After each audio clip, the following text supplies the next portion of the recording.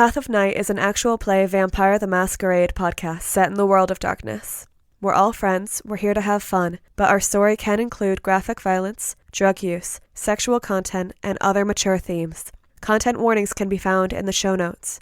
We talk at our table about safety, comfort, and consent, both as players and storytellers. We know what to expect, we're all excited to be here, and we want you to feel the same. So listener discretion is advised. Now, let's walk the path of night.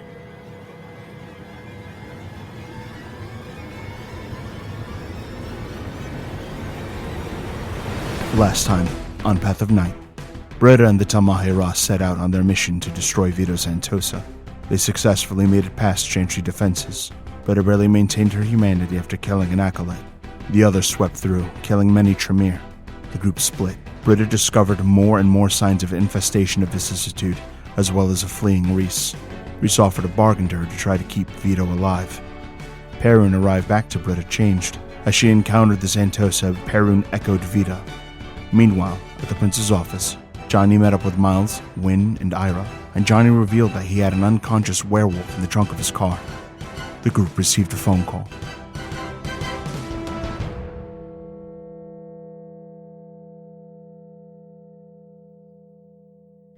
Miles, your phone rings. Miles here. Miles, this is Reese. How can I help you, Reese? Hang up.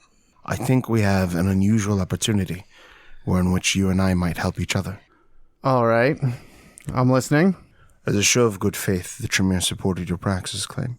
I like to think that this is a step in the right direction for us. But I'm afraid matters have grown complicated. All right. How complicated? Do you know where Britta is? Last time I checked, I thought she might be in Hartford. Well, she's much closer than that. And a mutual enemy is currently a threat to her. All right. What do you want me to do here? I believe she's doing well enough for now. Okay. But she will need help. And I am willing to permit access to the location she has for some reason found herself in, so that you might help her. But there is something I need in exchange. Is she in your chantry? To call it mine might be something of a stretch tonight. Now, when you first detained Vito Zantosa, there were fragments of the Book of Nod that were in his possession. Where are they? Hold on. I was about to cover over the phone, but I'm like, wait, he's super hearing anyways. I'm sure you also can just put him on hold if you want.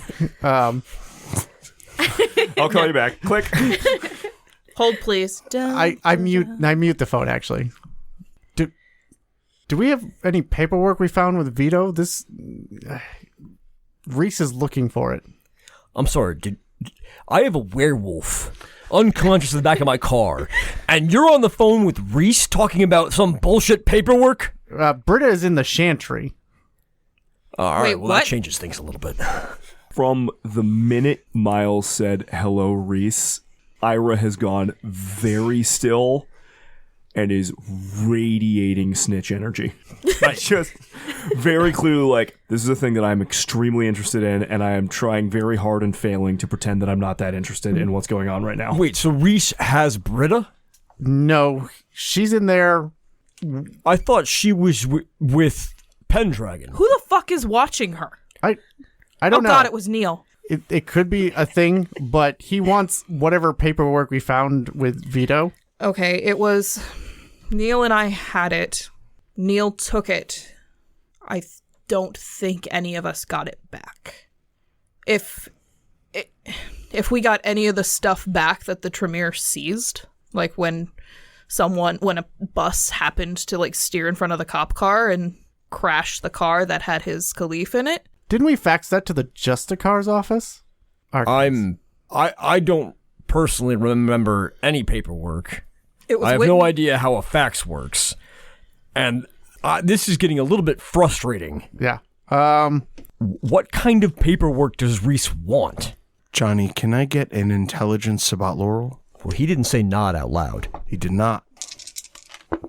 2 successes. With 2 successes, You recall that Neil had gotten a hold of what looked like Sabbat paraphernalia, some like documents of some sort pertaining to the Book of Nod. And you remember that they went to go make copies of it, but you don't quite recall what happened after that. Now I'm getting a little bit frustrated we're talking about all this paperwork, because I do remember that Neil happened to snatch up some arcane Sabbat, let's say, tomes, but I wouldn't call that paperwork. Are we talking about all that, like, ritual components that he grabbed? I don't know. He's just looking for it. I haven't asked him. There was paperwork that Neil and I looked through. It was in a language I couldn't read. It was old. Yeah, because this isn't just paperwork. We're talking about like Sabbat dark magic rituals. Okay, so the answer is we don't know where any of it is right now. Without Neil present, we have no idea what's happening. And he's gone AWOL. Apparently not with Britta, because he's not in the chantry right now. He could be hiding. I kind of did see Neil for a second. What? Yeah. He was channeling through the body of Dashwood. Where the fuck is Dashwood? Currently in Ramirez's trunk. How many people do you have in trunks tonight, Johnny? Look, it's been a weird night, all right? Okay. Don't get on my ass about this. Let's refocus here. So we don't have anything. Well, I mean, we have Dashwood, presumably with Neil's consciousness inside. Second up. Ira, I see you over there. Yes, Your Grace. Can you get us into the chantry? Into the chantry? Yes. Yeah, I don't see why not. Although, if the regent was allowing you access to the chantry... It was more of a bargain. Yeah, he likes to do that shit. Yes. I don't know if you grasped what he's bargaining with there. No. You're not allowed in the chantry. So if he's allowing you access, either he doesn't give a shit about that chantry anymore, or things have gone so bad that he's desperate. Or I guess third, he's trying to get you over a killed. barrel. Probably No, all I was three. going to say killed, but Possibly all three. That sounds like Reese. Needs somebody who knows their way. I mean, I haven't been to this one, but you need somebody who knows their way around chantry. I'm happy to provide at least a little bit of guidance. Great. What do you charge for it? Would you believe me if I just said I'm happy to be here? No, nobody's happy to be in New Haven. Yeah, I don't believe that either. I will accept it for now. We are on a time frame. Yeah, because Britta's involved. Hold, please. I unmute the phone. Reese? Miles, Sorry, we were trying to figure out what book that was. the Book of Nod, Miles. Yeah, it's been a while. That's the name of the book. Great. We don't have it. Who has it? Neil has it. Isn't he one of you? He's not here right now. Where Last time we is knew he he? was with Britta. He is not with Britta. What is happening over there? I don't know that I could easily explain it in a way that you would understand. Is there somebody that, of the people you know I know, that would easily understand it? I know of no one who can speak slowly enough, but I'll try. Sounds good. Vito Zantosa has been sought out for some time, specifically because of his connection to whatever it is that lies beneath the house. What lies beneath the house is part of a much greater whole. He is the means by which we could tap into it, discern the true name of the ancient, and accomplish important things. All right. Unfortunately, the methods by which we have kept Vito detained have been less successful than we had hoped. The chantry is no more, and what remains of it, Britta wanders through alone. Now, I believe that whatever it is that is happening on a global scale has agitated this thing, like a cousin calling out to a cousin, brother to brother. And that bond has caused something within Vito to awaken. We need to know what it was that Vito was protecting. Everything we can about his research and the nature of his relationship with the thing beneath the house.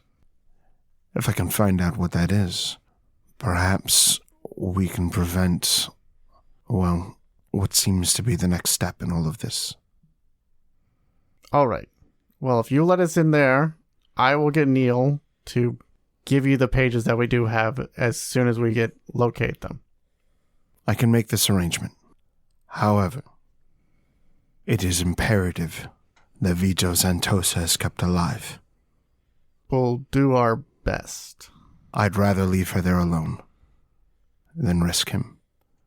You cannot grasp the importance of this. You know she's just as likely to kill him on her own, too. You clearly don't understand what I've just explained to you. Not entirely, but I don't feel like you know the entire... Britta is going to die unless you help her, and I'm not going to let you help her unless you promise me your word of honor as a Ventru, as a member of the clan of kings, that Vito's existence will be preserved, because all of kindred kind may one night depend on it. Do you understand? I do.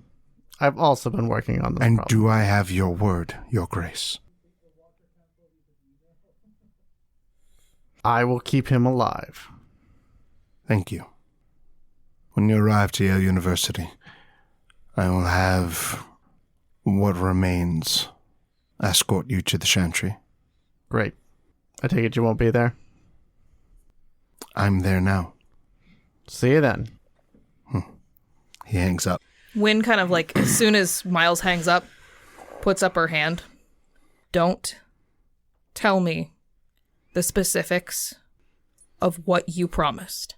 Because if I don't know them, it doesn't matter if I break them. And it's all on me. And I will do what we need to do. And then you blood hunt me afterwards. We'll figure it out. Reese is desperate. He didn't try to force me to do anything particular there, so... Ira's phone rings. Do I recognize the number? You do. Just a second. I open my phone. Apprentice. Regent. Escort his grace and his companions to the chantry. Ensure that he is successful in his mission, and also ensure that the specimen, Vito Zantosa, is preserved.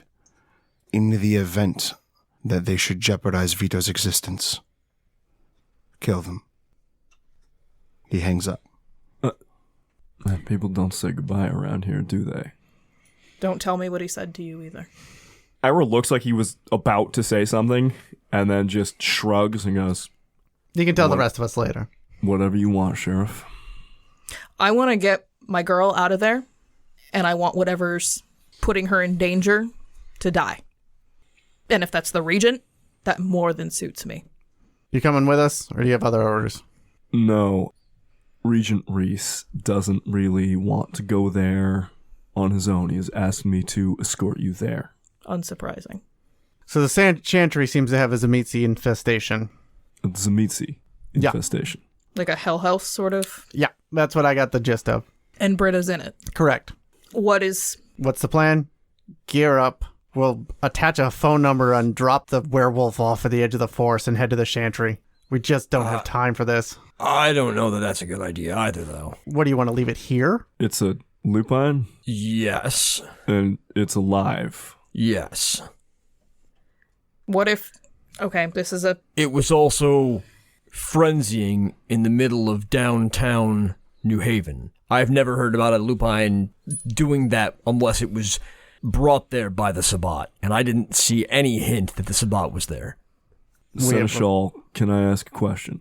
Sure. You just did. Why is it alive? That's also a great question, because I put several silver bullets into its skull. So I'd love for someone to tell me why it's still alive. I mean, why didn't you kill it off afterwards before you put it in the truck is the question, I think. Unless, if I'm hearing you right, he tried. Do we have time for this? I was going to drain it of all its blood, but I promised someone I wouldn't. But as far as I know, putting several bullets in a skull, and especially with a lupine if they're silver, ought to have killed it in the first place. Are we crushed for time? Yes. Then let's go. I don't know, like... There are werewolves holding cells at the chantry.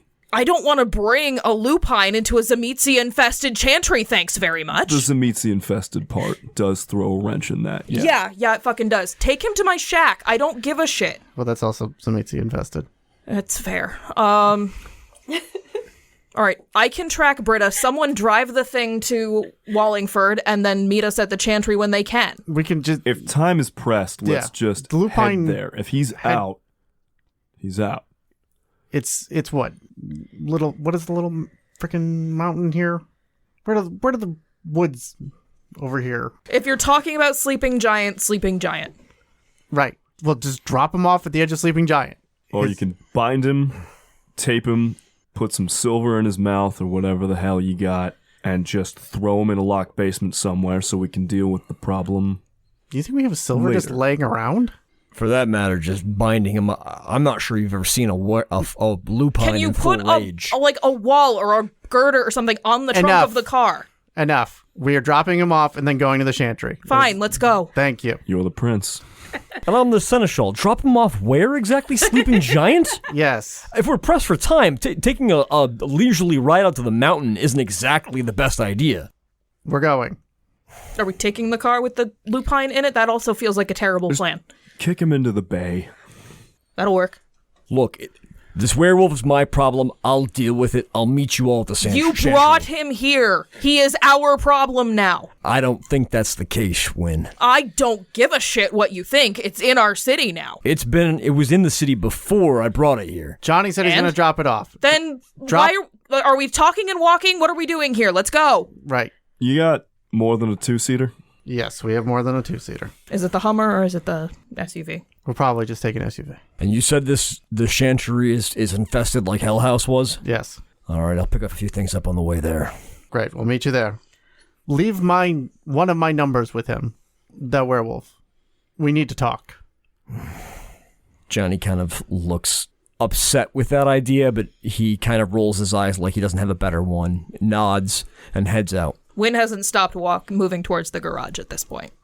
Ira, do you need anything? No. Great. Let's rock and roll. And with that, the group of you start to head out. As you do, Miles, you notice that some of the displaced princes are kind of milling around, chatting with each other, making small talk, but wherever they congregate, it always seems to be as close to your office as reasonably possible. And then you're off. God damn it, Neil. Who's that? Remind me to get an air horn. Britta, roll initiative. I'll spend for 2 rounds of celerity. Sounds good. 19. Perron will be acting on a 15. Vito Zantosa acts at the end of each round. How close did glass break near me? When you turn quickly to see the source of the glass breaking, you see that Vito Zantosa, with his hand up to the glass, very gently tapped it with a finger and shattered the reinforced glass. How close is Perron? Perron is merely steps away. Then he is getting shot because I'm afraid that Majesty won't work on him. So, Britta, seeing Perron so close, is going to aim for a headshot. It's difficult at this range, but she doesn't think she can afford to let him get a grapple on her. WWJD. What would Johnny do? Go ahead and give me an attack roll. Your difficulty is 7. Does either spec graceful or sharpshooter count? Sharpshooter. That is 4 successes. 3 successes will carry over, and you'll enjoy plus 3 dice of damage for headshot. 5 damage. With a deafening staccato, you open up, multiple rounds hit him squarely in the head, and despite the surface damage, it doesn't seem that he's actually impeded. Britta cries out his name just one more time, just hoping that maybe shooting him could knock him out of it, but that hope is quickly disproven. He fails the willpower roll to resist. Get done. He reaches towards you. In his eyes, you can see he's desperate and pleading, but he isn't in control of himself. But there is something in his eyes that would lead me to believe he is in there. He is fighting it, but not successfully. Passenger in a hijacked car. Yeah. A meaty hand reaches out in an attempt to grapple you. Do you wish to attempt to dodge? Yes. Okay, sacrifice a celerity action and roll Dex plus dodge, or Dex plus athletics. A lot of ones. But still 3 successes. 2 is 4. He reaches out and grabs you, lifting you into the air with ease. Vito speaks. Look at you. Flesh so pure, sweet. Ever since that night I found you, I knew that we would be together. It is the gift of my father to erase all that divides us and unite our species, to make us one. Do you understand? Perrin, please let me go. Vito, I don't know what you mean. I don't. Vito walks towards you, his hands up, sort of the way that a surgeon might after their hands have been washed and they're ready to perform surgery. Seeing that, Britta, if she's able to, within the time constraint, activate Majesty. You are unable to do so until next round. So, you are the only one with celerity actions. Mm-hmm. Which actions are limited to me since I am in grapple? In order to take physical actions such as moving away or attacking someone, you must first either escape, break, or reverse the grapple. I would like to use my last celerity action to try to slip out of the grip. Roll it. Dexterity plus brawl, difficulty 6. And if I have no brawl? You have no penalty for talents. I will use a willpower. 6 successes, including the willpower. 6 successes defeats his 3. And lithely, you slip free of his grasp and drop to your heels. Next round. Are you spending the same amount of celerity for extra actions? I will spend 3 blood for 3 rounds of celerity. Not 4, I want to keep that 1 extra dice. Seeing the game you're playing, Vito Zantosa will spend for celerity. Britta drops down to her heels, and she feels that incoming slowness of the world that celerity brings, but she sees that Vito isn't slowing down. So, having seen a brief glimpse of Perun and hoping against hope that she might not have to kill him, she spends another willpower to activate her majesty. And as she does, the awful things Vito says about her contribute more to her power in the situation. Hopefully. Perun staggers towards you, fighting desperately to free himself of Vito, but for whatever reason, this potent elder cannot. What is the difficulty of resisting your majesty? A subject must make a courage roll, difficulty equal to the vampire's charisma plus intimidation to a maximum of 10. What is your charisma plus intimidation? 8. Perun fails to resist your majesty and is unable to spend willpower at all, so he cannot overcome it by the power of his generation. He staggers back, and in a fit of rage, Vito's beast is roused by your resistance. He lets out a howl of frustration, and when he does, he throws his beast from himself into Perun, and Perun's body begins to warp and twist and grow, and over the course of mere moments, he assumes the Zulu form. And now, Perun towers nearly 8 feet in height, a lanky, clawed, bone-spined monster. You actually recognize this as being something very similar to what happened to Wynn. Yeah. Do not resist me. That was a reflexive action. Ugh. He does not resist your majesty. Your action. Britta would not have stopped to check. She's running. Britta runs. Behind her, she can hear the sounds of Vito screaming in frustration. And you make it to what is another long tunneled passageway. Mm-hmm. And that seems to head to a different quadrant of the chantry. There, you see more of the winding, orange, fleshy, tissued fungus, whatever it is. And there, you make it to a door. The door is currently sealed, and in the distance behind you, you can hear Vito's footfalls. The group of you arrive to the site at Yale. There, you can see there are ambulances Fire trucks, police tape, reporters talking something about some sort of riot that broke out among students. There's a car overturned. Whatever's going on, it's tearing the city apart. Ahead, at the actual library, it seems quiet, peaceful. The throng of mortals seem to subconsciously avoid it.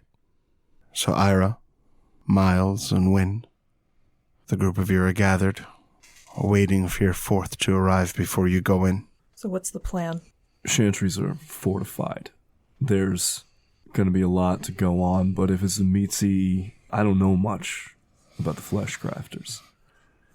But I can figure out a general layout, but if I'm being honest, I just got to town, so I don't know this one specific. Looks over at Miles. You carry your katana on you? Yeah. Your Grace, if you'd permit me. And he kind of gestures with one of his sort of gloved hands, but with one of the ungloved fingers towards the katana. Things might get bad if there's a bunch of Zamitsi stuff in there. Oh, undoubtedly. Do you want me to fortify your steel a bit? You coming on to him? You're Not gonna, judging. you're gonna magic up the sword? Only if you want. Stop the eyebrow waggles. Ira is like very deliberately ignoring the sheriff at this point. Just being like, no, I'm not. I'm talking to the prince. I'm not dealing with this. Yeah, that'd be great. Is there anything we should know before we talk to Reese? I don't think so. So I can track Britta's beast if I can get a scent on it. So I can probably find her in there once we get in some range of her. I think knowing where they keep the stuff that they would, like Vito, that they would keep there. The bottom. It's far down. There's probably going to be holding cells, experimental areas, things that keep way down deep, so that they got to go up if they're going to try and get out. That's where the most defenses lie. Okay, so if you can get us down there expediently, I can probably pick up her trail. There's also bound to be a security room. So long as the lights of the cameras aren't actually shattered, even if the power's off, I can take a look. Tracking a beast is one thing, but there's going to be things in there that are intended to confuse the senses. This doesn't rely on tricks. This accounts for tricks. You say that. I do say that. Mm-hmm. Either way, we can find your friend down there. That said as well, Lex, what's the spiritual landscape of this area look like? Ghosts or spirits? Very little, if at all, in the way of ghosts, which is unusual. Mm-hmm. Yale is home to a lot. It's a very important place, and the spirit world here seems poisoned, rotting. Black veins kind of exude from this location. Like at Hell House. Just like at Hell House. This is bad, guys.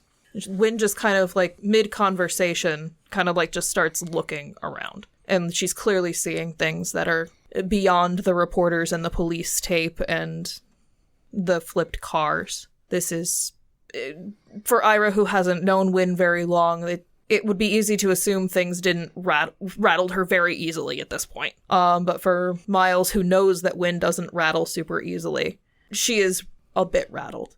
We knew that going in. No, but it's Hell House Part 2. It's poisoning the spirit lands, and it's bleeding in, and it shouldn't be happening. Like, Hell House had years to get that level of corruption. If you're seeing something like that, it means whatever it is that they had down there breached containment. As I pass the sword to Ira. Ira holds his hand out for him. Yeah. I try to get a read on him. I'm trying to get a sense of, like, is he on the up and up? Is he some sort of, like... Roll me a perception empathy. Oh, fuck. Ira, manipulation, subterfuge. Does my spec in hidden motives apply? Sure does. It's an 8-die pool. And a couple of ones. Miles, how many successes do you have? 4 successes. With my multiple ones, means I only get 3 successes. Then I just use command on him. No. Tell me! What are you hiding?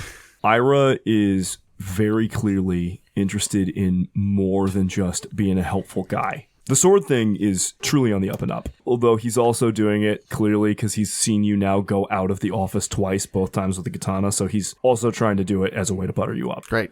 It's working. Between him getting extra, like, listening close, curious when Reese was on the phone and mentions of the region in general, and the fact that he sort of has been talking like, well, I'm new to the area, but I'm also kind of familiar with the general layout of maybe multiple Tremere chantries. He's definitely interested in more than just being helpful and grabbing Britta. He may not know what yet, based on the overall levels of curiosity, but he's definitely here for a purpose. And it's not just, hey, I'm new in town. Like, that was bullshit. Right. Based on that, it seems like he's here, weirdly enough, not for us this time, which is, I don't know how to feel about this. Usually all this shit rolls our way. So I think he's here for something else. So, like, cool. Keep doing that.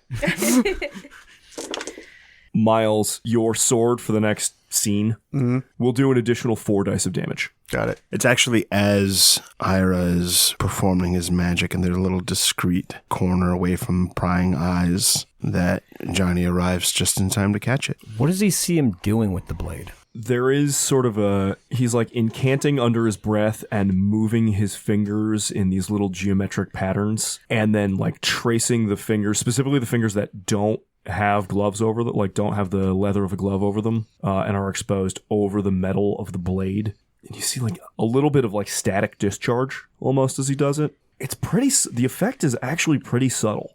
The sword, it doesn't really shine anymore. It doesn't look anything, except when he hands it back to Miles, any like give in the steel that would have been there is gone. It is the platonic ideal of a sword, specifically the platonic ideal of Miles' sword. And he gives it back and just goes, well, should at least have strengthened the bonds on the atoms within the steel, so shouldn't be breaking anytime soon, and should hold that edge at least for a little while. As he hands it back to Miles, Johnny steps out from the driver's side of the car and kind of gives him a disdainful look. He's just wearing his white t-shirt and a pair of Wayfarers.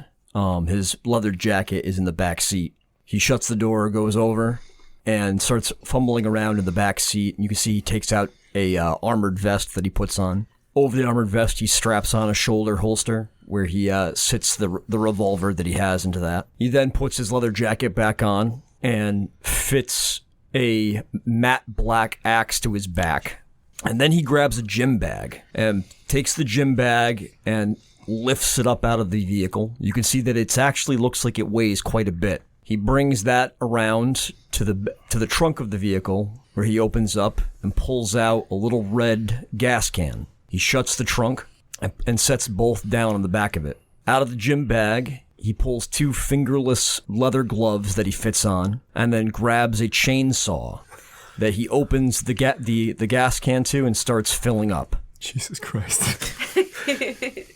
He's still smoking a Morley while he does this. Feels on brand. Ira looks back over at Johnny and then back to Miles as he hands the katana back over. Just Seneschal bring a chainsaw to the chantry? It seems like it. What, you don't bring chainsaws to your chantries? No. It's called the Bruja greeting. He comes walking over, festooned with weapons, chainsaw in his hands, cigarette in his mouth. It means you might be able to keep up with me. Like the last time we went into one of these places like this, it was A chantry or a hell house? a hell house. Because both times were awful. Wait, Yeah. I'm sorry, you've been in a chantry before? Salem. I don't... Lex, what do I know about the chantry in Salem? Anything? Roll me intelligence plus occult, difficulty 7. This is a 10-die pool. Diff 7, you said? Mm-hmm. Diff 5 for me right now. It's a 5 successes. You know that a great deal of information regarding the chantry has been redacted, but that doesn't mean that all details have escaped you. You are aware that the Salem chantry had been founded quite some time ago by John Reese. However, when a major conflict began to break out between Operation Longbow and some of the local coteries, disaster struck when a coven of witches by the name of the Order of the Cloven Hoof caused some event so terrible that the chantry needed to be closed down. Reese is actually held in great esteem by the clan because of the number of Tremere that he saved from the disaster personally. It once was a major location for a high Saturday, but rumors have it that a mysterious group known as the Order of the Worm had designs upon the location. While the pyramid-loyal Tremere were able to stop their efforts, what rests there now is so terrible that they had to clear out. How long ago was this? This is about maybe a decade ago. Okay. At least, what information you have By on official reports. Right. Okay. Ira frowns for a second. Been to the Salem chantry. Yep. So, this coterie makes it a habit of barging into Regent Reese's chantries. Clan Tremere makes it a habit of inviting us in. Also, tomorrow night stories. Can we get into the chantry here now, please, and get Britta? Yeah, Sounds like who a is plan. Britta, by the way? Who am I She's looking for? our coterie mate. Yes, who am I looking for? Toreador, really pretty. Be more specific at all. She's gonna be the only pretty Toreador in the chantry running around Zamitzi town. Ira looks sideways and then looks back and goes, "Can you be more? Any details, please?" Gray eyes, dark hair, 19-ish. Thank you. And starts walking into the library. Shall we? Sounds good. Is Reese meeting us here? I was unclear. Oh, yeah. Might be convenient for everybody if we don't mention how quickly I found you after the Regent called me. And he walks through the door into the library. Didn't I ask him about something we should be talking about before? Yep. Okay. He's a Tremere. What do you expect? More wands. I follow him. I don't do that. He talks less like he has a dick in his mouth than Reese does. Let's go. Johnny brings up the rear. Hearing the dick in the mouth comment, Ira gets weird and self-conscious and stubs out his cigarette. Moves on. Wynn wasn't being quiet. He ain't Neil, but he's got decent senses. The group of you make your way in. Very quickly, Ira, you notice something's wrong. Surveillance is down. When you get to the main entrance, this chantry, by the way, is designed to essentially be a vault, with great care taken to make sure that it is even harder to get out than it is to get in. However, the vault door entrance has been torn off its frame and casually tossed aside. Apparently, this Britta isn't just some Toreador. In addition to this, there's a fine layer of ash over the floor. Your friend, she a killer? Not by her choice. Not my question. Why does it matter? Because we're walking through a field of dead right now. We're gonna be walking into a field of dead. Exactly my point. Wynn, he does have a point. This ash is one of your clan? I'd have to check, but Either way, to answer your question, she's capable of killing. But I don't think this is Britta's work. If she does kill someone, it's going to be point blank with an assault rifle in the back of the head. Ira just immediately starts looking around for bullet holes. None here, but the hand that tore the vault door off its frame is rather small and delicate. You can tell by the half-inch imprint of a hand on the steel. Also, she's not the one that tore this door off. No. No. Which gets to the point that there's something else going on here. Maybe she didn't come in alone. Maybe coming here wasn't her choice. Who would nab your friend? She was nabbed from us. Last time we knew Prince Pendragon out of Hartford. From Operation Longbow? Sometimes. Sometimes. He does have an army of Bruja at his disposal. He says, looking at the door and the imprinted hand. Why would Pendragon make open war on an entire chantry? No idea. We're going to have to go in and figure it out. So we're going down? Yes? Yes. Go down finding Britta? Yeah. Because you know how we can answer all this? We talk to her. Sheriff, I understand your desire for I don't haste, think you do. Enough. Keep but it if cool. we charge into a scenario we don't understand, we could all die, and that doesn't help your coterie mate. Then stop talking and start moving. It pains me to agree with him, but we do have to be careful here. I know that. I think we need to stop analyzing the ashes of dead people and focus on people we can save. Because, by the way, there's no ghosts here. There's no ghosts in Yale. There is one, as you say it. Wynn's kind of head jerks. And you see Romeo down the hall, looking your way. Meanwhile, Britta charges down the hallway in desperation. She does not drop Majesty. As she's going, she yells out, "Vito, don't change me. I don't want to be changed." And she tries to get the door open. all things change. And you can start to see his shadow crest over the entrance to the tunnel. And then the vault door opens from the other side. Britta charges through. It might be a trick, but might anything be. You get on through, and you see Shrike kind of give you a nod and shut the vault door behind you. You look like you've seen a ghost. Vito's on the other side. Perun has been infected or something. He's trying to fight it. Fuck him. Where's Romeo? I don't know. Is the sword going to hold? Against what? Britta takes hold of Shrike and, first of all, is there any form of locking mechanism on the door? Yes. Has he locked it? No. Britta locks it immediately and then goes to try to get Shrike to move away from the door. Okay, all right. Don't touch me. Britta rolls her eyes, lets go of his arm, and starts moving. Okay, hold on. There's something you need to see. What? What is it? Listen. And your curiosity starts to get the better of you.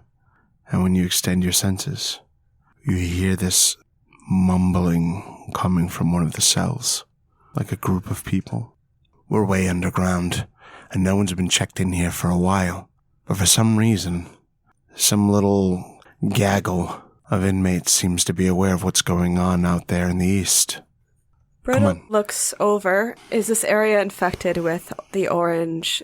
Yeah, everything? you can definitely see some signs of it. Yeah. Shrike doesn't seem to care about a little fungus, and he takes you to what looks like some sort of kind of really old stone, cement, steel, like holding pen. And inside of it is a group of people who are like covered in dust. They've been here for a long time. There are cups of blood kind of stained with them, kind of strung about. And a lot of them pace in circles. Sometimes they all speak in unison for a single word or two, and then start mumbling about other things. With my heightened senses up, can I hear heartbeats or breathing? Do they appear to be mortal? I see the cups, but... There are no heartbeats coming from the room.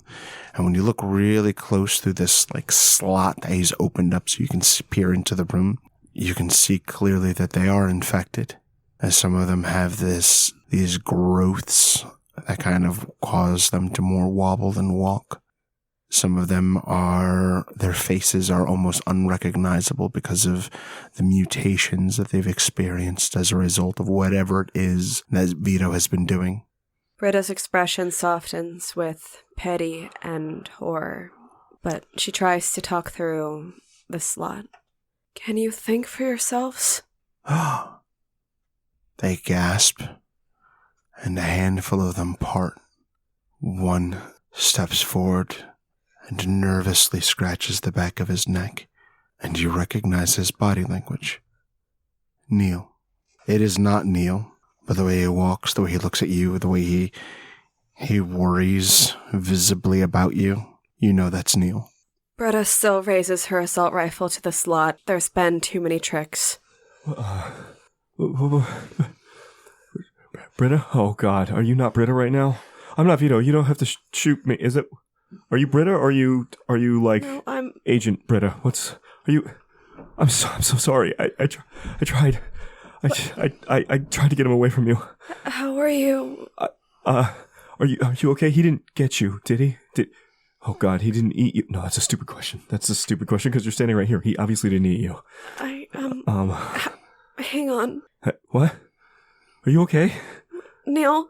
Yeah, what? Are you alright? You don't look... I don't what? Okay, do you know what's going on here? Yeah, we're here. They're here. They're here, Britta. The, Miles and Johnny and Wynn. I guess me, but I'm they're here for you. They're here to get you. They're here to get you out of here. That's awful here. God, this is a sea of awful shit here. This place is so much worse than I ever thought it was going to be, but but there's somebody else. There's somebody else here. Yes. Somebody, no, not any of them. Not any of them, not any of, there's somebody here, somebody who needs your help. You remember what I said about the end of everything? Neil, this is not time. It is the time, okay? It is the time. Because this is the end, okay? God, it feels like the end of everything. And the important thing is being with the people you care about, but I think, and facing the end with all those people, but I Neil, think I really need you to get to Britta, the point. I'm trying, okay? And there's another part to it, okay? It's just doing a little bit of fucking good before we all go out, okay? And there's somebody here who needs your help. You have to find Eden. You have to find Eden. God, I wish I knew what that meant. But somebody needs help. You and everyone else. I'm sorry I'm not more, but everyone else is here with you, and they're here for you. But before you go, you have to find Eden. Please. Where are you? I'm right here. Yeah, but I think right I probably almost got you killed. And the thin blood just looks at you slack-jawed, eyes suddenly devoid of the expression that Neil had just moments ago. Neil? Neil. Shrike speaks up. No, it doesn't look like any of them are Neil. It does show here that they tried to get one. Is Neil important to you? Britta goes to see what he's looking at. You head over, and he is going through literal file cabinets, and within them is a list of people who have been checked into this room. And it looks like, based on what he's seeing, is the Tremere made an effort of gathering as many seers as they could, locked them in here, and used their insight to gather information on upcoming events, so to speak, in terms of kindred society. And one of the people they tried to get, was someone named Neil. Britta covers her mouth in horror as she realizes how long these people must have been here. Does the amount of names, is it equal to the amount of people, or does it seem lower? The number of names listed is actually greater than the number of people that are in that room. Even taking into account that some of them would be missing, like Neil. Yeah, going through, Shrike actually gives you a hand.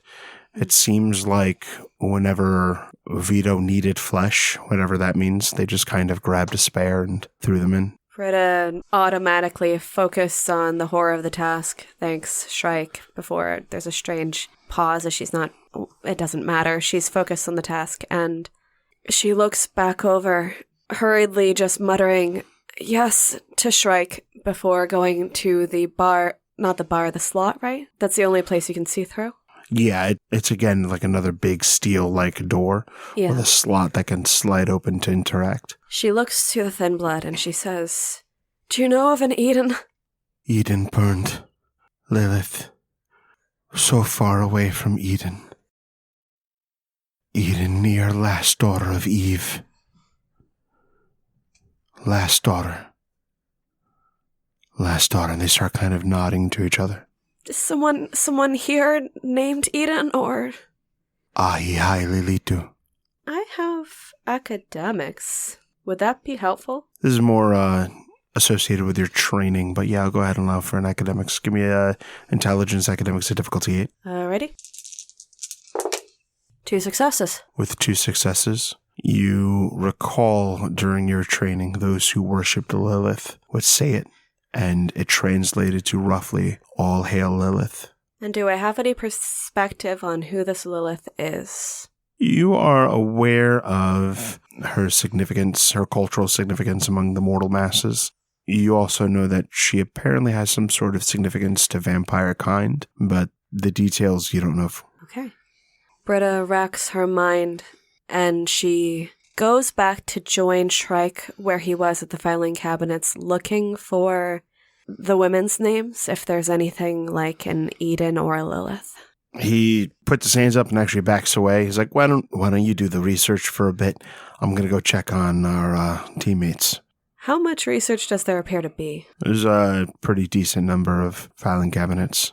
Then Britta is just going to nab a pile from E and from L in the appropriate spots and keep up with Shrike. So what happened to Perrin? I was walking with him in where we went and everything went black and I lost track of him and the other. he started speaking really tonelessly, and it seemed like he wasn't really, like his bones weren't in the usual order, and he started talking like Vito does, and I shot him when he came towards me. He's still alive, but it's like Vito throws his beasts into people and it changes them into something more powerful but monstrous.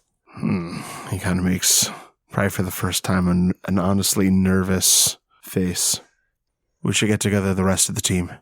Britta. And he starts kind of like talking into comms, and Britta keeps on looking through the files as she's walking, just dropping the ones that aren't relevant along the way. give me an intelligence investigation. 2 successes. With 2 successes, you do find that there is a cell that is specifically meant to hold someone named Eden. A great deal of information on her seems to have been redacted, but it looks like they've been holding on to her for almost 2 decades. Does the cell seem to be along the way? It does. Britta keeps an active eye out for it, and when they pass it, she's going to try to unlock it. You get to it. It's a door, actually, just kind of further down the block. It has the same slot and everything. She'll look through first, just in case it's a little too orange in there. When you look through, you see someone who's got a very slight build, perhaps maybe a little malnourished. She's pale, has kind of like long, dark, kind of messy hair, isn't brushed very often. Mm-hmm. In terms of clothes, she's dressed in the kind of gown that someone might wear in like a hospital. There's the start of a room, but it's very, very Spartan, probably a bit chilly. And you hear a heartbeat coming from her. This girl is alive. Are you yourself? She looks up. Yeah. I'm going to try to open the door, but... And Britta just starts trying. You check. There seems to be an electronic lock on it. And then you start to hear the banging on the vault door, where Vito had been coming from. And as he bangs on the vault door, sounds start coming from the room that held the Thin Bloods. Hissing and gnashing, and they start banging on their door trying to get out. Are there any other doors between that and myself? Just a long hall. Then I'm just very quickly going to attempt larceny on this. Go ahead and give me a dex larceny. Difficulty? 9. Okay. 2 successes. With 2 successes, you hear the click that you hoped to hear, and the door slides open, and inside, the girl gets up and starts to kind of stagger towards you, as if maybe they've gone a bit without feeding her and giving her water. Britta darts in, grabs hold of her wrist, and keeps running. I'm sorry, I don't really have an explanation, but we're going. You hear her, like, bare feet slap against the cement floor as she tries to keep up with you. And behind you, now in the hall, you see something truly terrible. Those Thin Bloods, their bodies have molded together, and whole chunks of the veiny fungus that has grown along the wall has peeled off of it and begun to writhe and become animated. And this mass of meat and Vito Zantosa's will begins to rush down the hall, barreling toward the 2 of you. The group of you head down the hall. Again, it's a tunnel. Wynn, you know that fungus. Johnny, you do too. In fact, you specifically recognize it from that douchebag boyfriend you once had to put down. This fungus, whatever it is, same sort of stuff. As you arrive to Romeo, he kind of gives this somber wave. Are you? He nods. For now. Okay. What are you doing here? I can't really explain that. Okay, then... What I can tell you is that Britta's in a lot of trouble. And what's after her is bad, bad news. I'll help as best I can. That's all I need. Can we see him? No. Okay. Ira is looking at the sheriff with like a questioning eye. How are there other people we should be worried about down there other than what's after her? Yeah. Don't trust anyone down here but Britta. Including you? He nods, including me. Okay, then help as best you can, I guess. Wynn, you want to let us know what you're seeing? Romeo. He says Britta's down there. There could be others. Don't trust anyone we see, including him. Well, good thing I can't see him. Guess you guys lucked out on that one. The group of you head towards what becomes this kind of foyer space. Looks like there's a security room set up. This is kind of the main area for observing the spaces that are arranged for the chantry. Is power working? Power is working. Ira goes over to like the observation bank and the cameras and just starts suspiciously expertly like flipping through Tremere security protocols looking for anything he can see. As you head over, there's a couple of things that you do notice. One, a number of the security devices, like cameras, the tech is like rotted, like it aged decades and is in disrepair. When you get to the computer itself, tapping on keys, the keys don't move. The computer, it seems like it is frozen in time. Huh. Ira, That's- as an aside, if you see any of this fungus, don't touch anything. Is it gonna try and touch me? It's not going to try. The answer is yes. It will probably try to touch you. You can't let me be a little catty. Not right Not now. down here. Not for that. I think for that it's fine, but Okay. Your friend Britta. Romeo's taking us. Okay. Don't know who Romeo is. Romeo's a wraith. He used to be Gotcha. kindred. Non-Tremere. At this point, I need you to make a willpower roll at difficulty 7 to not become lost. Iron will come into this? Yeah, we'll do extra dice. Instead of the increased difficulty, just bonus dice equal to what it would give. Current willpower or total? Total. Okay. 4 successes. Also 4 successes. 5 successes. Right, you're a I'm Tremere. a Tremere. So he's lost. I got it. So, Always. space, time here seems woefully inconsistent.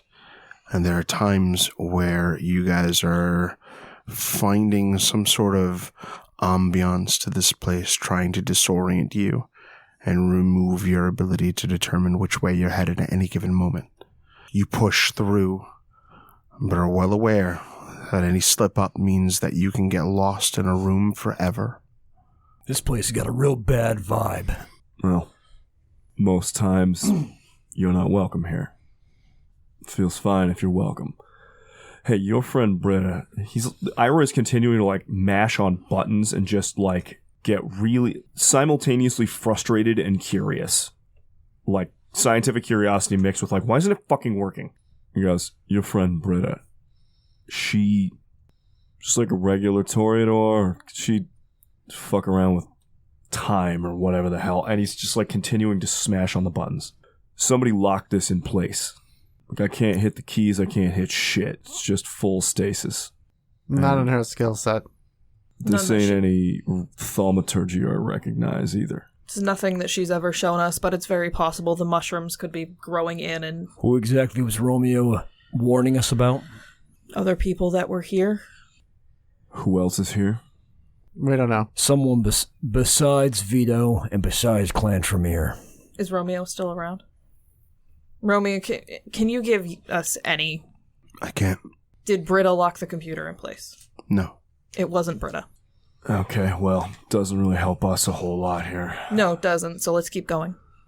Ask your Romeo friend what level she's on. What's she around? Just give me a description and I can find it. She looks at him. The Seers. The Thin Bloods. She kind of gives Romeo this pensive look, and she doesn't break eye contact from Romeo. She's with the Seers and the Thin Bloods. Ira, I mean, you guys have only met him like an hour ago, but like usually has this sort of like cocky putting on airs, like, I'll just schmooze the... Seers and Thin Bloods is the first time that anyone's talked about Tremere or Chantry stuff where he looks lost. Just like, it's there and gone. He like puts his face up pretty quick again, but looks confused and gets this frown on his face like... Is that deep inside, Romeo? I can show you the way. As far as we can trust you, then yeah. Okay.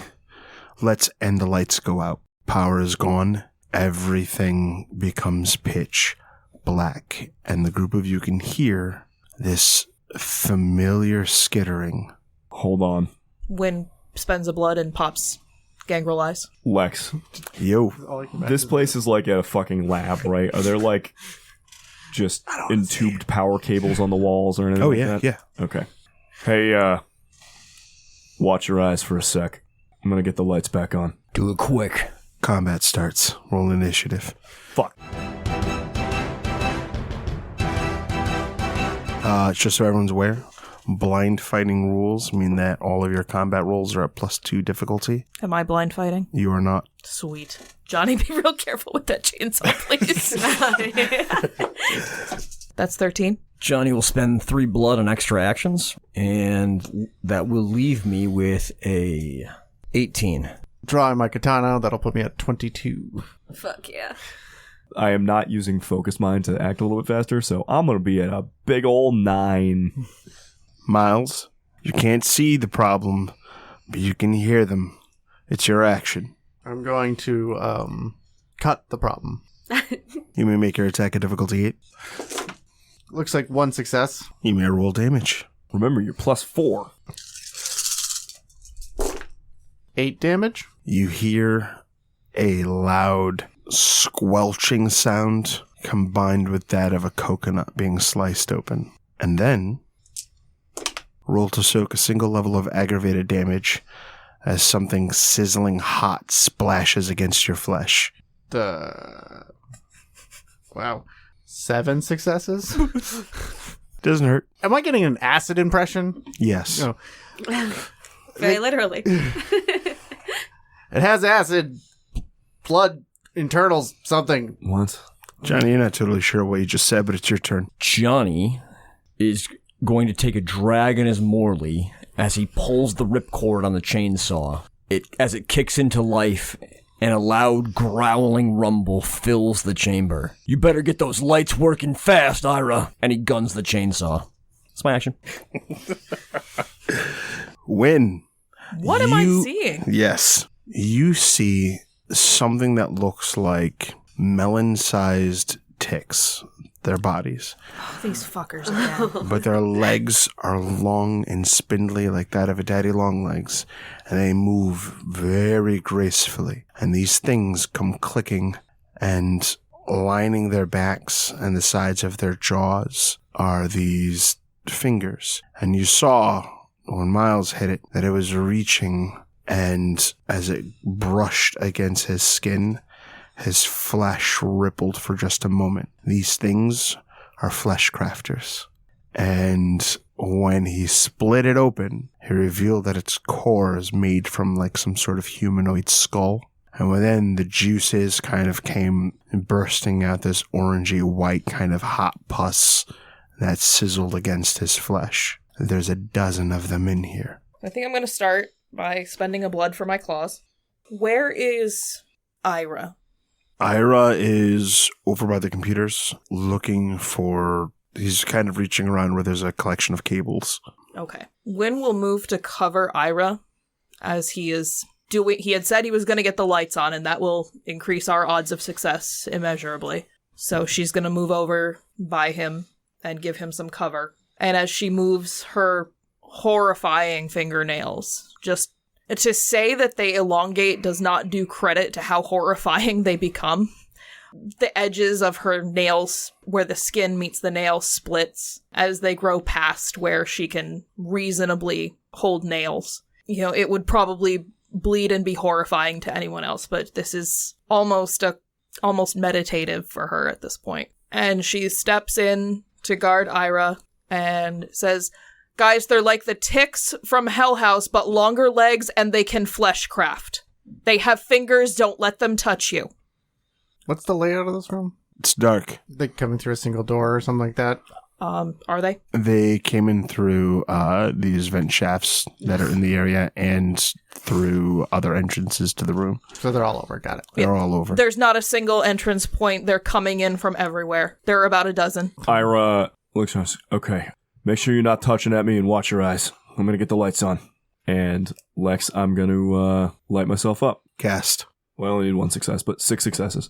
That same arc light that he used to snap the cigarettes on earlier, Ira starts to, like, very rapidly become covered with this, like, St. Elmo's fire, just an aura of crackling electricity until he is just a pillar of lightning. And with his hand attached to the power cable, Lex, he's going to basically just juice up the room and as much as the lights are going. Not with the intention to, like, overload all the lights, but to get the power working. And even on his own, he is extremely bright, where the point, if you look directly at him, you're probably going to, like... She has her back to him. Mess up your eyes, so... He provides a great deal of light himself and charges up all the bulbs so they're shining bright to the point where they might pop but don't. And then with my second mental action, if one of these things is skittering, I'm going to point a finger. Were there power in these cables? There was a loss of power. So there's a total loss of power, so I can't draw on the power of the cables. Nothing there yet. Okay. Then I'm going to, with one hand still on the cable, he very quickly, like, almost without looking at it, points his fingers and makes a finger gun shape with his other hand and points at one of the things that is, like, skittering towards them and channels the electricity. He's going to snap one of the shots off. Go for it. Success. It's a bunch of successes. Roll your dice of damage. Yeah, just the blue-white light of electricity and the weird kind of like stark shadows that must throw on these spider things probably does not help anything about how creepy they are. No, it's awful. Yeah. How much power do I need to keep the lights on? I have 14 dice of electricity. 4 dice will probably do it. Okay. So I don't run out too fast. I'm just going to use 6 dice right now. 5 lethal. There's that telltale sound like a lightning bolt, and it is hit and it explodes. Need everyone who has fortitude or armor to soak 2 levels of aggravated damage. Soaked. All right. I've got 3 successes. Do 10s explode if I have a spec? What's your spec? Tough as nails. Yes. 8. You also soak. Ira, as the only one in the room who does not have fortitude, apparently, holds his coat up over his face, and the acid hits the coat and starts to sizzle into it, but does not actually eat through the coat. Everyone is attacked by these creatures. Is there any way I can take Iris for him? I'll allocate an extra one to you. I'm going to say 3 on Miles, 4 on Wynn, 2 on Johnny, 1 on Ira. Might it make sense that there's more on Johnny than Miles? Sure. Just because he killed one near him, and I have not actually gone after one, so... Can I parry? You may sacrifice an action to parry, yes. Miles, you're rolling to parry 2 successes. 4. You bat it away with your sword. Johnny, the first attack plainly misses. As is right and proper. Wow, okay. Both attacks will simply miss you. As is right and proper. Mm-hmm. It's a chainsaw. Yep. Next one on... Okay. All of them miss Johnny. Miles, you are hit. No successes on flesh crafting. You're okay. Good. But it is up on your shoulder, and you can actually feel its fingers grabbing your ear and kind of trying to weave it into whatever shape it imagines. Ira, 4 successes. Yeah.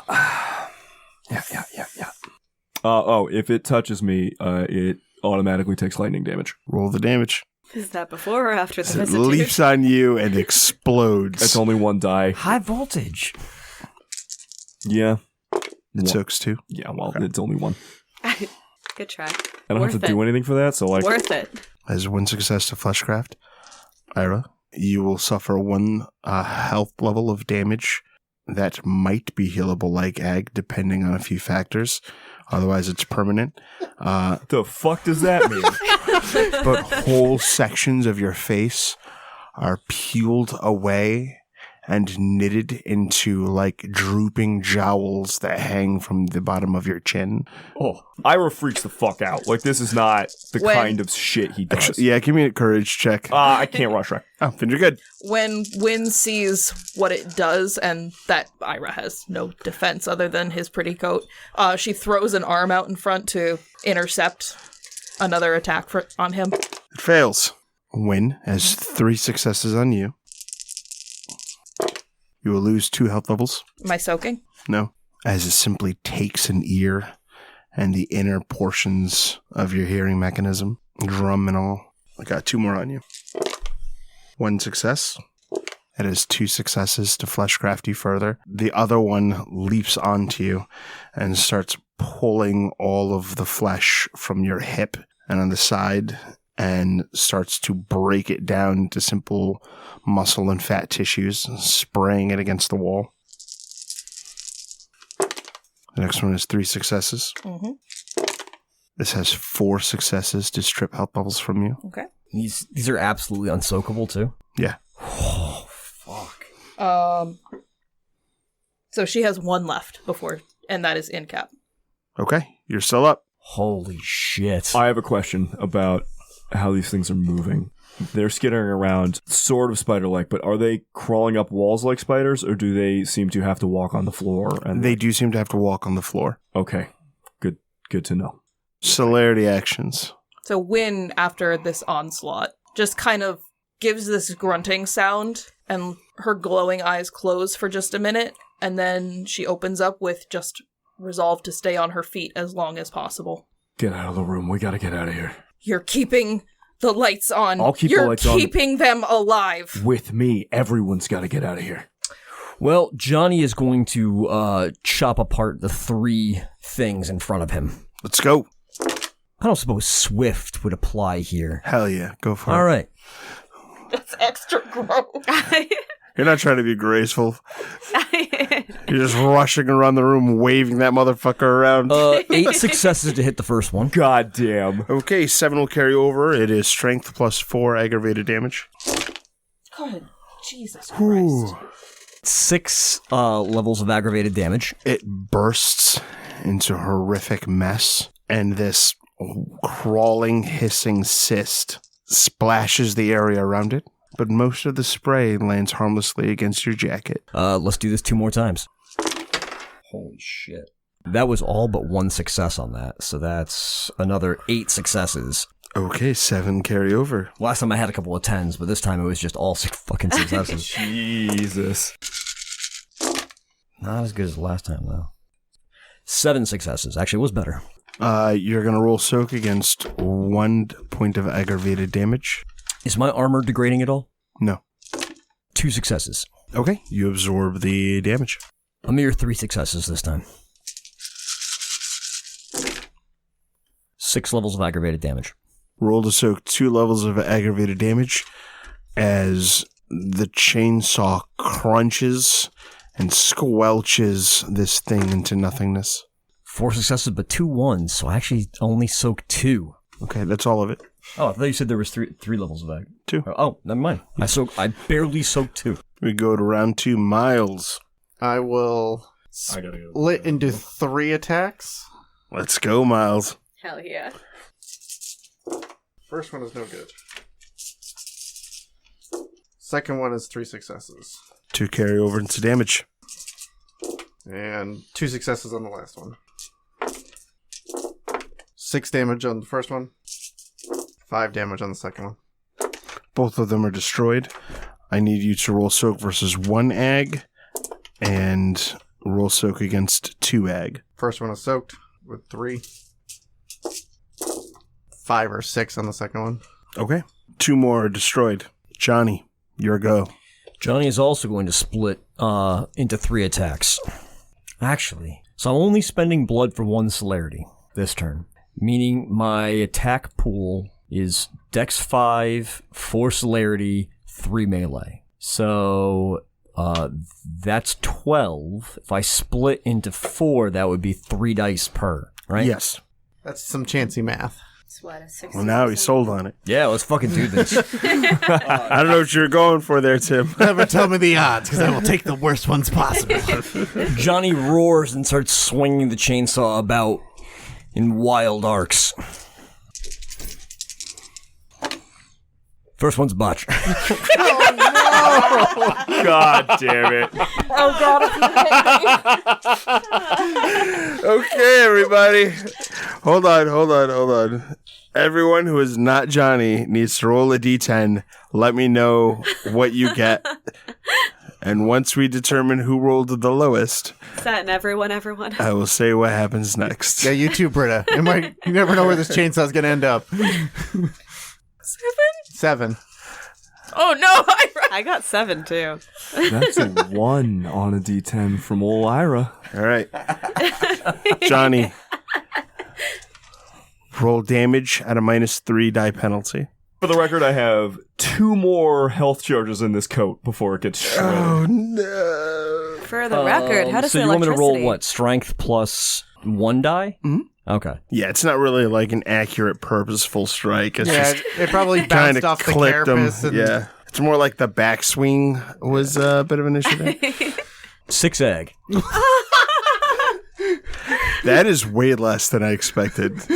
Good, because if it was much more, I was fucking dead. Yeah, I know. I'm gonna be real. I thought Garrett just killed you. As Johnny swings, one leaps gracefully over him. A quick little thing. And before Johnny could pivot to follow up, the chainsaw clips against Ira, ripping his coat and the teeth digging deep into his flesh. Ira, with a chainsaw to the gut from a Bruja, Ira screams. Like, just in absolute agony. Whether he's caught up in the moment or just doesn't seem to care, Johnny just grimaces and chases after the little tiny spider thing and hacks at it again. I got 2 health levels left. Does Ira electrocute me when I hit him? Technically, yes. Yo, roll a damage die. Yeah, with my electricity spec, that's 2. I can soak that though, right? 2 damage. It's only lethal, yeah. I soak 2. Yep, you're good. There is a snap of electrical discharge as the chainsaw tears out my insides. Johnny, next attack roll. Succeeds with 1 success, so nothing carries over to damage, Right. but it is 4 damage on a chainsaw, right? That's right. 6 aggravated damage. Is reduced to a smear, and 3 levels of aggravated damage pop up at you, Johnny. He soaks 2. I need a self-control check at difficulty 8 when you take your first level of damage. I don't think this is my first level of damage tonight. Oh, right. No, it's not. Oh, wait. Carry on. By like a lot, right? Yeah. No, it is actually. Oh my god. That's right. I haven't actually been hurt in any of these fights. God damn. You can also spend Hey man, willpower. I'd love if you spend a willpower right now. Oh yeah, no, fuck that. I just spent a willpower. We're good. All right.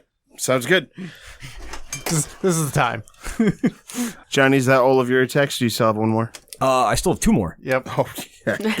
Go ahead, I'm man. going for broke. Unfortunately, it's a roulette. So he's really amped the tension in the air because we have no fucking idea how this is going to go. No, I'll tell you what, I'm going to spend a willpower on both these more attacks, because you know what, we just need these to land and these things to die. Me botching that up in the first go is really putting us behind in terms of the killing here. That'll be 3 successes on the next attack. 2 carry over. 7 aggravated damage, It will burst, dealing 1 level of aggravated damage to you. which he easily soaks. His 4th attack. 2 successes. 1 carries over into damage. 11 ag. Okay, that one is very dead. Very, very dead. And it grinds up in the chainsaw's teeth, spraying a level of aggravated damage up at you. Which he soaks again. Okay. It's on you, Wynn. Hooray! You can also spend a willpower. One's on your back, one's on your hip. 3 on the first one. Hit. 2 dice will carry over into damage. And 1 success. Both hit. First one. I get 2 dice of damage that carry over. My strength is 4. And then 7 more. Damage dice don't explode, right? Depends on your strength spec. Rending? It explodes. Sweet. 11 ag. It dies horrifically as your clawed hand dips into its meaty, wet, coconut-like flesh. And for your hand, you will soak against 3 levels of aggravated damage. 13 ag. It dies. Okay. Very much so. Okay. It resurrects and dies again. Will deal a level of aggravated damage to you. Go ahead and roll soak. This is for the first soaking. A lot. And a paltry 5. Okay. Wynn actually takes the one that's on her shoulder, pecking at her ear, and smashes it into the one on her hip with claws through both of them, and then just kind of shakes them off. You rend the last two apart, unaffected by their oily, acidic innards. And for the moment, the room is silent, aside from the loud arcs of lightning that are keeping the room lit, and the massive chainsaw that's running. Ira, geez, I'm sorry, man. I'm not used to people being so close by that I don't want to cut in half with this thing. Ira is keeping a hand on, like, the power cable to keep power to the facility, but otherwise is, like, leaned over, like, hunched over, leaning against the computer console. Just those, like, humane, not that old of a kindred, like, he's panting and just, like... Ira? It's, Call on your blood. That's gonna take a little bit more than that to heal this. I know, but you can fix it, so don't start panicking, okay? I'm not panicking, but I need time. 10 minutes and I could at least fix my face, but we gotta go find your friend, right? Yeah?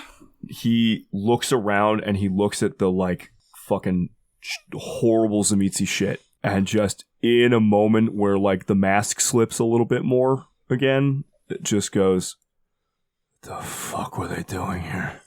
Looks over at Miles. I'm sorry, I wasn't meant to fight shit like this. I'm meant to fight thaumaturges. The night is young. Johnny powers down the chainsaw and kind of like offers him a shoulder to grab onto. He doesn't like actually grab him because he doesn't want to get shocked again. But no, if I touch you, you're gonna shock. We need the lights. Let's somebody froze this fucking computer. Let's get out of here. Romeo, you still around? He nods, kind of looking wide-eyed at the horror. You said you could lead us to her? I know where she is. And you're leading us to her?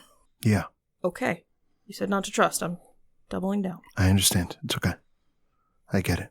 This way. He kind of starts jogging off in a direction. Ira, even glowing electrically, like, it doesn't seem to affect his stuff, and he pulls a Morley out and sticks in his mouth, and it just fucking snap lights. Offers one over, like, puts the pack down near Johnny. As he kind of reaches the pack out, Johnny has already fished out his own and kind of just, like, nods to him. Puts it back, and then goes, I appreciate it, but we're gonna need the power, and I don't want to shock nobody, so give me a second. And he rolls his left sleeve up, and there's like a bracelet made of like little red beads, and he just puts 2 of them in his mouth and snaps them off, and we'll gain 3 blood. Then lifts himself off the ground with his mind and starts levitating, essentially, floating down the hallway so he does not have to walk, because apparently the mental strain for Ira is way easier than, like, he's fucked up. He's not walking well. And just goes, all right, Sheriff, you and your ghost friend. She's already started walking. Lead on. Miles does a quick swipe of the sword to get the rest of the acid off of it and keep close. These things might ambush us from anywhere. She is still moving, but it's clear one of her legs is dragging just a little from where the meat was torn away. But if she notices, she doesn't say anything. Johnny pushes in to give you a shoulder to help you walk. If there's going to be a lot more of that kind of thing in here, if I could make a suggestion, they love to get up close and personal, but Seneschal, you got a gun, and if we can just keep backing away and not have to touch them. This gun's got special ammunition I'm not going to waste on these things. I mean, I have a regular gun. Staying at range might be tactical. That's for sure. You're not quite sure what you hear, but it resonates deep in through your bones. This loud, unnatural noise, and the facility, the chantry, shakes. Path of Night is a Vampire the Masquerade podcast set in the world of darkness. Britta Ashcroft the Toreador was played by Rebecca Steigelfest. Johnny Saxon the Bruja was played by Garrett Gabbey. Miles Davenport the Venture was played by Tim Davis. Neil Foster the Malkavian was played by Rob Muirhead. Wynn Cabot the gangrel was played by Erika Webb. Your storyteller was Lex Lopez. Recording by Rebecca Steigelfest. This episode edited by Rob Muirhead. The music used in this episode was composed for Path of Night by Brian Matolius. Find him online at brianmatolius.com.